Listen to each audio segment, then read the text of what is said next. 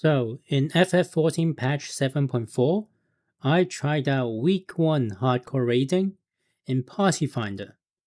Now, you might be wondering, why did I choose to subject myself to suffering in Party Finder? Well, let me explain. For years, I've mainly raided in midcore statics, around 7 to 9 hours of raiding per week. This time, my previous static wanted to try out blind raiding. And I'm the type to get frustrated with fully blind raiding, so that was a no-go for me. And honestly, it's super tiring to have to be committed for months on end. Back in Endwalker, my midcore static on 9 hours per week took 13 weeks.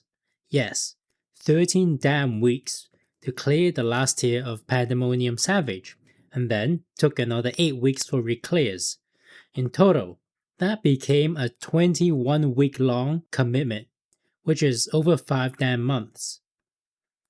I really don't want to have to show up every week at the same time for 5 months straight again. So I thought, why not try to front load prog to avoid having a super lengthy commitment? But here's the problem.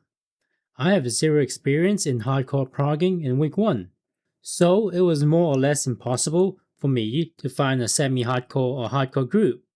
I mean, what decent hardcore group would take a player that has no experience progging week 1 Savage? And so I decided to brave Savage raiding in PF. My thinking was that if I can at least clear the first 3 fights of this Savage tier in PF in week 1, maybe some groups would actually consider me in the future. I flip-flop between using healer or tank because these roles are perpetually lacking in Party Finder. Well, I ultimately settled on Scholar. My thinking was that Party Finder might have problems organizing mids, and as a shield healer, I should be able to cover for that disorganized mids. So how exactly did it actually go? What was my overall experience and what did I learn? Honestly, it wasn't as bad as what I've heard.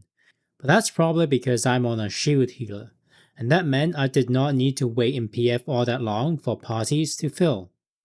And since I'm a healer, as long as I minimize my own screw-ups, I believe that at times I manage to actually drag weaker parties through mechanics, provided that said mechanic isn't a body check. My overall feeling is that as a scholar, sometimes you feel like a god for dragging teams through prog points. Unfortunately, the other aspect of playing a shield healer in PF is that it's the most stressed I've ever felt. Because my healer damage actually mattered greatly in this tier, meaning I had to get most of my mids perfect while optimizing my damage while covering for Party Finder screw-ups.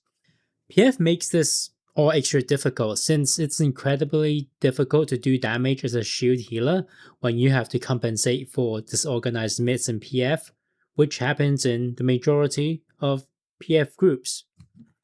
Week 1 raiding really is a total different ballgame, as I would discover. Let me provide some moments to illustrate the two aspects of playing a shield healer that I mentioned. Let's look at the god aspect that I as a shield healer experience in PF. Healers who are past focused will probably never experience this feeling, but if you as a healer are willing to use your healing abilities to force prog, you really can drag parties through screw-ups. Take the first fight, M9S, Femme Fatale. When I progged M9S, a lot of DPS often get hit by spinning blades in this mechanic displayed. So they get hit by the spinning blades and receive a nasty dot. If a DPS dies during week 1, it's likely that there won't be enough damage to kill the expanding lightning tower or the spike balls in time, which leads to a wipe. If you as a healer are willing to sacrifice your DPS, you can absolutely keep the DPS alive, which is enough to let you get past this phase and get more prog experience in the following mechanics of the fight. Do this enough times, and all the players in your party will get to see the later mechanics much more often, which will likely result in much faster prog to clear. That obviously comes at the cost of your own personal DPS. Another example in M9S are these towers. In this clip, Someone in my party missed their tower, but me and my co-healer forcefully healed through that screw-up, and as a result, we got to practice the later mechanic with alternating pizza slice mechanics. And I also would like to add on to this mechanic still sometimes get failed in reclears, and if you're willing to heal through it, a party can get like a 1 pool clear just because you're willing to heal through it. So let's head to M11S for another example. Yes, I somehow managed to clear this the first week. Honestly, this fight was an absolute monster, especially in the first 2 weeks. You might think that I cleared M11S on a perfect run. No, I did not. So let me show some clips. A player actually missed the tower in my clear run during Ecliptic Stampede, the last major mechanic of the fight. But because both me and my co-healer responded, we healed through the damage, which eventually led to the clear. We got the clear on the very last second, but that's still a clear. So I hope by now you can see how as a healer, you can sometimes be like a god, especially as a shield healer who has more mitigation tools that you can shift and stack at critical moments or when someone screws up. The trade-off for all this is an extreme level of stress, especially because healers are required to do a certain amount of damage, especially with a tight DPS check starting from M11S onwards this tier. I'm sure many of you have already heard of how tight the DPS check for M11S is. Long live the King Tyrant. In fact, that was the reason I hesitated to even enter M12S during week 1. And this is very apparent if you look at my week 1 M11S clear. Someone in my party was passing and I discovered that I passed the 1 percentile at 17.2k real DPS.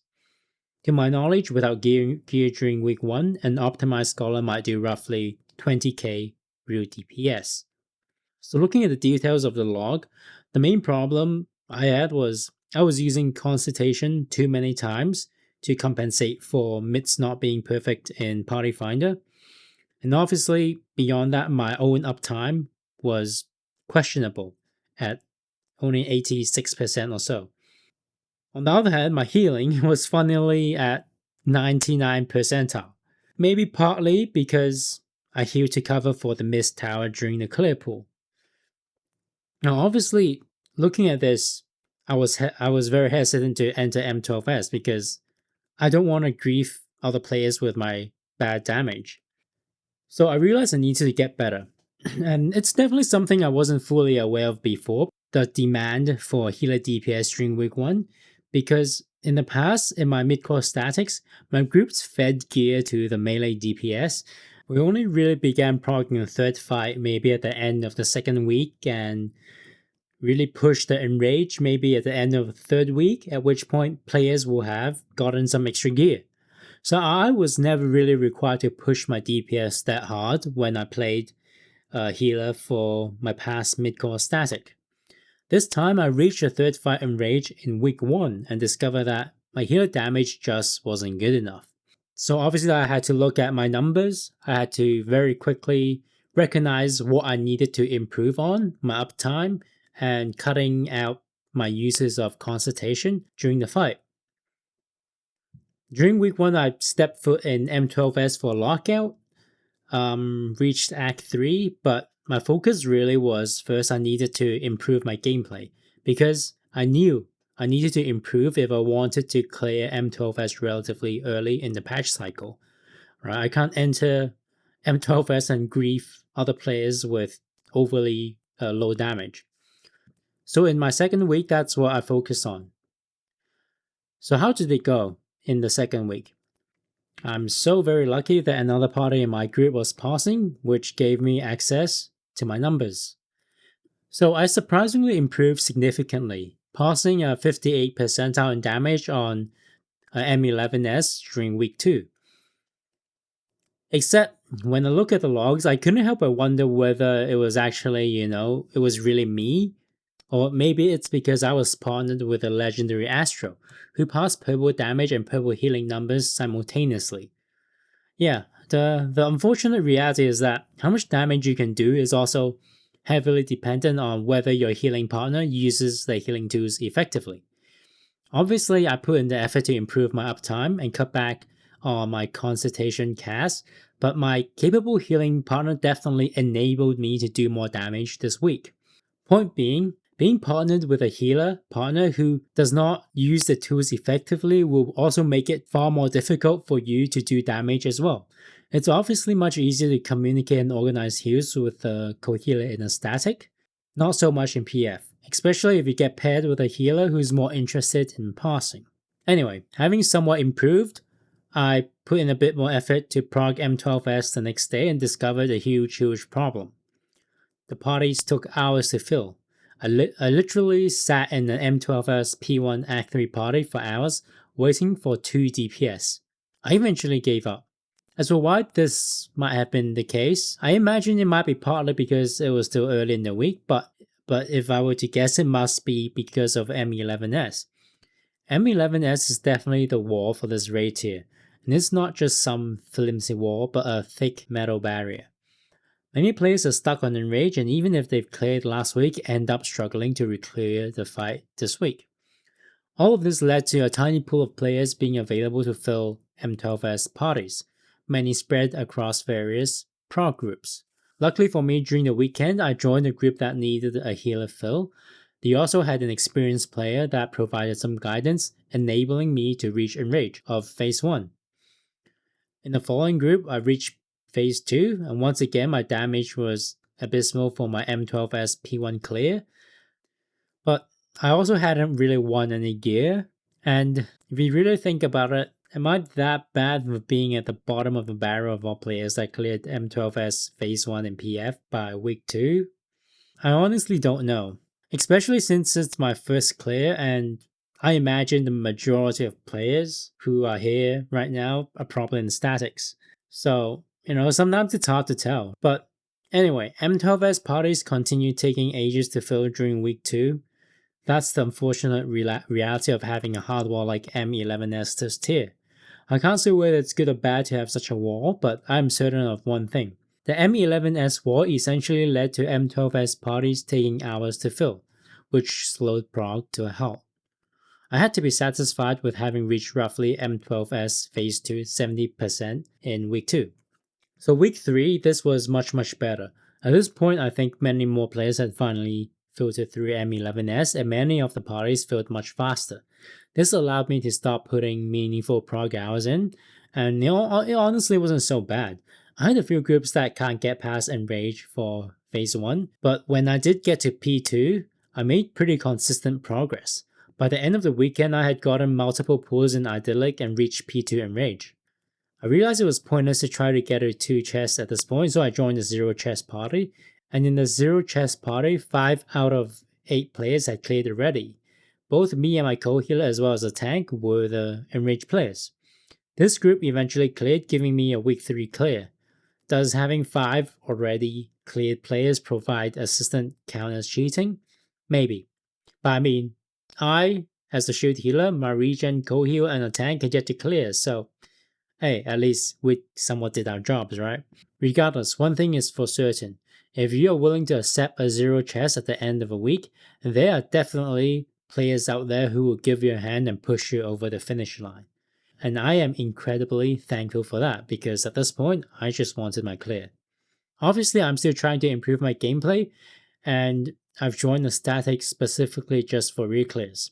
I think I've already significantly improved due to my experience this tier, and I've even managed to get a blue on my second M12S clear, followed by purple on my third M12S clear. At the same time, I think I've already shown that if a party needs me to throw up heavy healing, I'm perfectly capable of switching into that healing mode. Now let's look at other numbers. I will be comparing my PF progress of this tier to my midcore group back in the third tier of Endwalker, Pandemonium, and Abasios. At least I think this is the best comparison because usually the third tiers of each expansion are the most difficult. So this tier in PF, M9S took me 4 hours, 38 pulls. So with my midcore static in P9S, that took me 3.4 hours and 48 pulls. This tier in PF M10S took me 9 hours 99 pulls. With my midcore static, P10S took me 7 hours 123 pulls. Party Finder M11S took me 14.6 hours 177 pulls. P11S took my midcore static 6.2 hours 98 pulls. PF M12S Phase 1 took me 4.6 hours 89 pulls. P12S Phase 1 took my midcore static 10.6 hours 199 pulls. PF M12S Phase 2 took me 9.6 hours 171 pulls. P12S Phase 2 took my midcore static 12.3 hours 205 pulls. So, was PF that bad compared to a midcore static? Honestly, I don't think it's significantly worse. I mean, yeah, P9S to P12S as a raid tier might be overall slightly more difficult than M9S to M12S, but if you look at my numbers, it doesn't really feel like there's a huge difference. Yes, M11S took way longer than P11S, sure, but I reached M11S during week 1 this tier, and the main problem really was the tight DPS check. Whereas my midcore static fed gear to the melee DPS, and also only, really progged 13 in week 3 in Endwalker when there was much more gear. So perhaps it's safe to say that the DPS in PF might be a bit lower, which becomes problematic in situations with tighter DPS checks. But if we really talk about just progging mechanics, honestly, I don't really think there's a huge difference. If you look at my prog graph for M11S, I actually reached enraged pool by like pool 108. So, I mean, and also keep in mind that Tyrant is more difficult than Themis, that's for sure. Even if the overall tier for P9S to P12S is a bit more difficult. Now, when we compare P12S store boss and M12S store boss, I think that's a pointless comparison because M12S store boss is just way easier mechanically, so nothing really should be said about that, I think. And then when we look at phase 2 of M12S and P12S, I actually progged M12S in shorter hours and pools in PF. So yeah, I mean, really, once again, when you look at really the total hours spent progging mechanics, it really isn't that significantly different. So why is it that my midcore static only cleared in week 13 back in Anabasios, while I ended up clearing in week 3 in PF? The obvious answer to that is a lot of time each week is actually spent on reclears, and my memory of Endwalker ain't perfect, but my midcore static back then would sometimes waste way too much time reclearing P10S and P11S. And since, a midcore static raids 9 hours a week, sometimes that can lead to not much time remaining to prog P12S, right? I mean, imagine if every week, out of those 9 hours, 4 to 5 hours are stuck on reclearing the first 3 turns. Then you get to prog the door boss, and after you get past the door boss, you might even end up wasting a lot of time trying to get past the door boss the second, third, and fourth time, in combination with all the hours spent on reclears each week. And then, in a midcore static, you know how it is. Sometimes one player doesn't show up for 1 day of a week.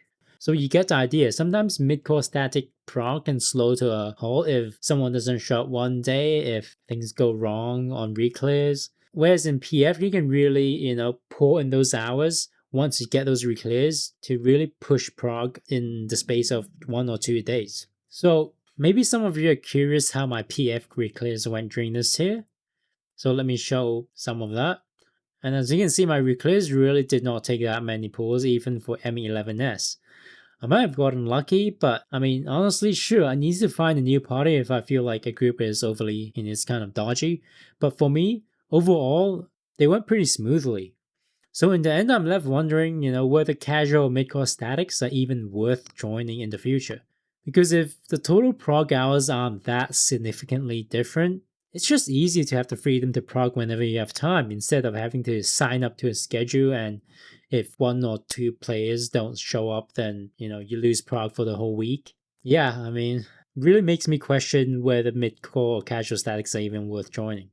But if PF does have a major downside, it's the waiting time for a party to fill. I mean, I as a shield healer might not have to wait long, but I imagine a lot of DPS spend a hell of time waiting for parties to fill. And of course, raiding isn't just about clearing a fight, right? I mean, if you can find people who you enjoy spending time with, raiding with friends is definitely more fun. So if you can find a static that you vibe with, that might be what some players want and enjoy, right? This is a MMO, this is a social experience. It's not just about clearing fights. But let's return to the point of, actually getting the fight done. I think if you actually look at purely prog hours, PF really isn't much worse than the average midcore static for a savage. So maybe this can only be said if you play a shield healer as I did. It's entirely possible that if I played another role, my experience would have been vastly worse. So in conclusion, my experience as a shield healer in PF is that there's a lack of healers, so you usually won't have to wait long in PF. Overall, your total prog time is probably going to be pretty similar to an average midcore group. If you're willing to actively shift your mids and respond to screw-ups, you can really push your prog point and accelerate your learning as well as your party's learning. Your healer DPS really matters, especially in week 1 to 2, maybe even week 3. And though stressful, you really do need to put in the work to improve your uptime, cut down overheals, simultaneously cover for other players' mistakes without killing your party. You really have to be flexible to cover for disorganized party mids in PF. At least that's what I think is required if you want to really prog quickly and clear early. Your healer partner also really matters. So once again, you need to be flexible. If your partner does a lot of healing, adjust and do more damage. If your partner focuses a bit more damage, you need to heal a bit more to cover for the lack of healing effectiveness. But if you partner with someone who doesn't at least do either damage or healing properly, yeah, you're gonna have a hard time. It might be a good idea to just move on, but healers are hard to come by, so you kind of just have to put up with it and do your best. That's just how it is. And if you get a bad pass, you get a bad pass. That's just how it is. The great thing about PF is that there are players that are happy to push you over the finish line. So don't get too greedy with loot. Just get a 0 to 1 chest and get the clear and move on to the next fight and speed up your prog through the week. Obviously, you want to clear early in the week because toward the end of the week, the good players have already cleared. And if there's a wall in the raid tier, there will be a much smaller pool of parties available in the later fights. As a result, your prog may very well slow to a complete halt. As for what I plan for the future, maybe I might try to join a hardcore group for next expansion's first raid tier. Maybe I'll test out tank or DPS roles in Party Finder in the future. It's all up in the air. But for now, good luck to those still progging, and I'll see you next time. If you enjoy the content, do like, comment, and subscribe. It's contorting, transforming.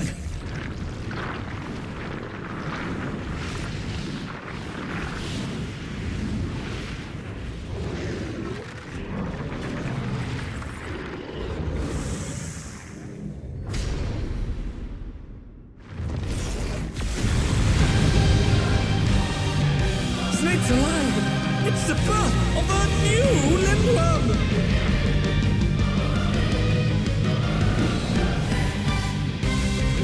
Alas, the battle is